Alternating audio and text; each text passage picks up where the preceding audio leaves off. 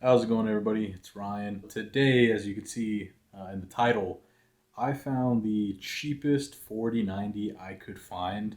I actually found it on Amazon for around $1,373. If you know, the 4090s usually retail for $1,600. The custom cards are going to be a little bit more than that, so around $1,800, up to $1,900 to $2,000. So we're going to unbox the 4090 that I got, see if there's any imperfections on the card, see if there's any damage, ultimately hooking it up into my system and seeing if there's anything wrong with it. I'm trying to find out why they're selling it for so cheap. This isn't the first time that I've got a secondhand electronic product. Knock on wood, this one doesn't go bad, but everything I've gotten in the past has worked flawlessly. So let's go ahead and cut to the unboxing and see what we got.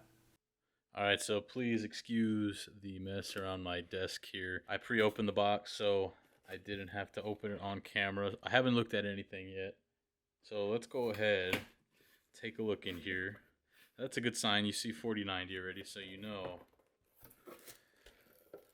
that's what we got. So we got the Supreme X here. First impressions here, the box is a little scuffed up. Not a huge deal for me. What I'm really interested in is to see what actually comes in the box here. So it looks like we have some tape here. This has already been opened, so let's cut this up. Let's see, did I do that the wrong way? There we go. All right.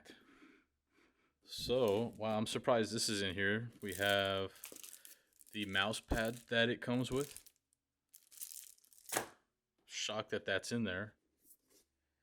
And we have the GPU here. We have the connector here, which I'm shocked that this came with it also. Looks like we have everything that it's supposed to come with. Looks like this is a GPU SAG bracket device, whatever you want to call this thing here.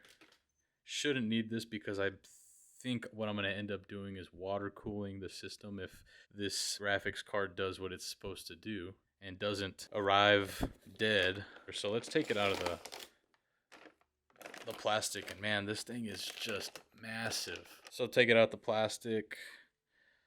Does look like there's an imperfection on the logo here. Not a huge deal because, like I said, I'm probably going to take all this off and water cool it. So the cosmetics I'm not really concerned about. What I really want to do is plug this in and see if it works. Now, just for reference, that's a 3090 Ti. This thing has about maybe 2.5, 3 inches on this thing. All right, so not as dramatic as I thought there, but still you can see the size difference between that 4090 and the 3090 Ti. So let's go ahead and put this one in the system. All right, so GPU's in there. Let's fire it up, see what happens.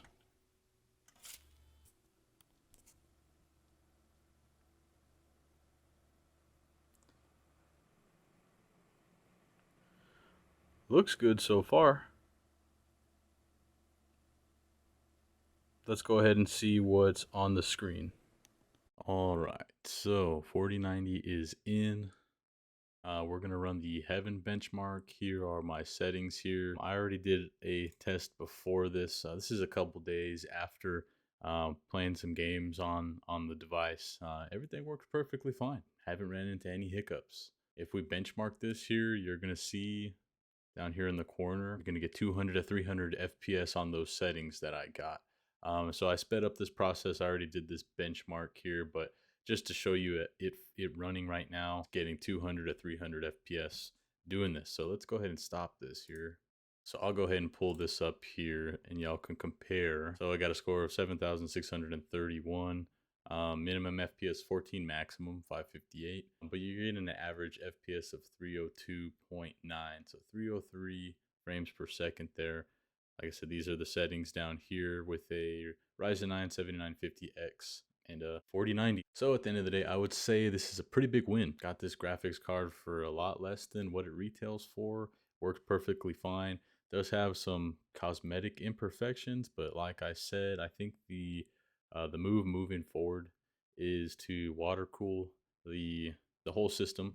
I'm just waiting on a couple of things to release, and then I'm going to pull the trigger on a whole custom loop for the system. But I would say this is a win. Picking up used parts is definitely a risk, but sometimes they end up paying off for you. Like I said, I've picked up a couple secondhand electronic products in my day. All of them seem to work perfectly fine. You just have to have the eye for it, and in some cases, get a little lucky with pricing and availability. But so far, so good. If there's any hiccups down the road, I'll update y'all on that. But I consider this a win. So leave a like on the video if y'all enjoyed it. Leave a comment down below and always subscribe. So I'll see y'all in the next video.